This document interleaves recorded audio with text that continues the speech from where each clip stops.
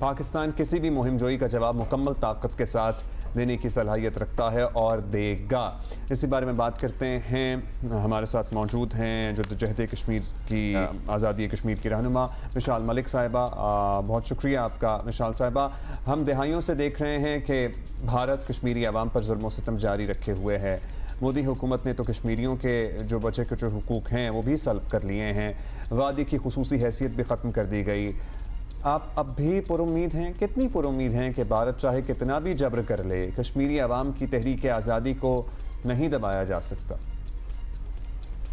कि एक तो मैं ये आज के दिन एक दफ़ा फिर एक मैसेज देना चाहती हूँ मोदी सरकार को, जो आरएसएस की दहशतगर्द सरकार है, कि जितनी भी वो दहशतगर्दी कश्मीरियों पे कर रहे हैं और जो नस्ल कुशी की जा रही है, और अब तो पूरा इंडिया जो है इस आग की लपेट में आ गया है, और दुनिया भर में जो मकबूजा कश्मीर में दहशतगर्दी इंडिया कर रहा है उसका ट्रांसनेशनल नेटवर्क जो है वो फैलता ही जा रहा है। मगर किसी भी लम्हा, किसी भी मोमेंट जो है कश्मीरी कौम ना चुप हुई है, ना खौफज़दा हुई है। बस ये प्रॉब्लम ज़रूर हुई है कि एक्सेस टू इंफॉर्मेशन, जो वहाँ पे ग्राउंड पे जो अट्रॉसिटीज़ हो रही हैं, जो वायलेशंस हो रही हैं, उसकी एक्सेस इतनी मुश्किल करती है कि वहाँ पे इंटरनेशनल ऑब्जर्वर्स नहीं जा सकते, इंटरनेशनल मीडिया नहीं जा सकता, कोई वहाँ की कवर नहीं कर सकता। If you compare it with Palestine के विजुअल्स भी हैं, बहुत सी चीज़ें जो हैं वो दुनिया देख सकती है, इंफॉर्मेशन आ सकती है, उनकी आवाज़ दुनिया तक पहुंच सकती है जो जुल्म हो रहा है।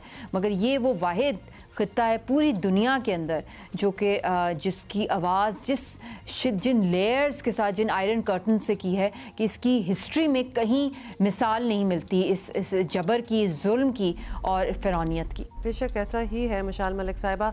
पिछले साल मकबूजा वादी में भारतीय कंट्रोल में होने वाले इंतखाबात में नेशनल कांग्रेस को अक्सरियत मिली। उमर अब्दुल्ला वज़ारत आला पर बैठ गए, लेकिन कश्मीरी अवाम से वादा किया था कि मकबूजा कश्मीर की खुसूसी हैसियत बहाल करवाएंगे। अभी तक एक कदम नहीं उठाया गया इस तरफ। तो आपको नहीं लगता कि कश्मीरी अवाम से धोखाधड़ी की कीमत उमर अब्दुल्ला और उनकी कठपुतली सरकार को चुकाना पड़ेगी? कि जो जितनी दिहाइयों से कठपुतली सरकार ही हैं, जो ये ख़ानदान है चंद, जिन्होंने हमेशा से कश्मीरियों के खून पे, उनकी लाशों के ऊपर सियासत की है, और यही वो ख़ानदान है जिन्होंने इनको और ज़्यादा हिंदुस्तान के काले कवानीन और इनकी आर्मी की तादाद ऑक्यूपेशनल फोर्सेस की बढ़ाई है इन्हीं जाली पपेट असेंबलीज़ के थ्रू। तो इनको तो कोई एतबार नहीं करता। और जो इन्होंने प्रोपेगेंडा में, तो ये दुनिया में मशहूर है, सॉफ्ट पावर को जिस तरह मिस यूज़ करते हैं, मिस इन्फॉर्मेशन, डिसइन्फो लैब्स के स्कैम्स इंडिया के जो दुनिया भर के अंदर जो एक्सपोज हुआ, इनका इंटरनेशनल फ्रॉड। तो ये इस वक्त जो भी इन्होंने इन इलेक्शंस के दौरान भी जो कोशिश की कि दुनिया को एक टोपी ड्रामा दिखाया कि लोग वहाँ पे वोट करें, वो भी जो चंद निकले वो गन पॉइंट पे निकले, एज ऑलवेज वो फुटेज के लिए इन्होंने करनी होती है। और दूसरे जो इसमें तादाद जो वोटर्स की है बता रहे हैं, ये वो वोटर्स हैं जिनको हिंदुस्तान ने वहाँ की डोमिसाइल्स इशू कर दी हैं 5 अगस्त के बाद। वो इंडियंस हैं, वो वहाँ के गोस्ट वोटर्स हैं जिनको वोटिंग राइट्स दिए गए हैं और उन्होंने ऑनलाइन वोटिंग की है मोस्ट ऑफ देम। तो इसलिए ये सब फ्रॉड हैं। और जो भी ये वादे करते हैं, इन्होंने कभी भी जो है कश्मीरी कौम के साथ लॉयल्टी नहीं की। इन्होंने हमेशा पावर हंगरी रहे हैं, हिंदुस्तान के बूट चाटे हैं इन्होंने, और उनके इशारों के ऊपर इन्होंने जो भी इक़दाम करने होते हैं तो करेंगे। तो ये तो हमें पता था पहले भी ये फ्रॉड हैं, और इन कठपुतली सरकार को ना पहले कश्मीरी तस्लीम करते, ना अब करते हैं, ना आएंगे। मिशाल मलिक साहिबा, पाकिस्तानी आलमी फ़ोरम पर कश्मीरियों के लिए अपनी भरपूर आवाज़ उठाता आया है पाकिस्तान, लेकिन भारत पर इसका कोई असर नहीं हुआ। ऐसा तासुर उभर रहा है कि आलमी ताकतों के मफादात की वजह से आलमी सतह पर कश्मीरियों का मुकदमा जो है वो कमज़ोर पड़ता जा रहा है। आप ये बताएं कि ऐसा और क्या कर सकता है पाकिस्तान कि प्रेशर आए भारत? बिल्कुल, ताकि प्रेशर आए और दुनिया को भी ये बात नज़र आए। इम्पॉर्टेंट बात है कि हम लोगों को एक तो सबसे पहले के भी हालात देख लें कि वर्ल्ड ऑर्डर ही इस दौर का अगर आप देख लें तो जेनोसाइड एक लाइव पूरी दुनिया देख रही है पैलेस्टाइन के अंदर, मगर कोई उस पर रोका ही नहीं जा रहा, कोई एक्शन नहीं खास लिया जा रहा। अभी हाल ही में कुछ पैलेस्टीनियन जो हैं, जो प्रिजनर्स को कुछ को रिलीज़ किया गया है, जो कि एक वेलकम स्टेप है। मगर उसके अलावा अगर हम देखें जो जेनोसाइड 5 अगस्त 2019 से लेकर अब तक कश्मीरियों का हो रहा है, तो उनकी कोई सुनवाई नहीं हो रही। तो this is a failure of the world order, of United Nations, of international law, of Geneva convention.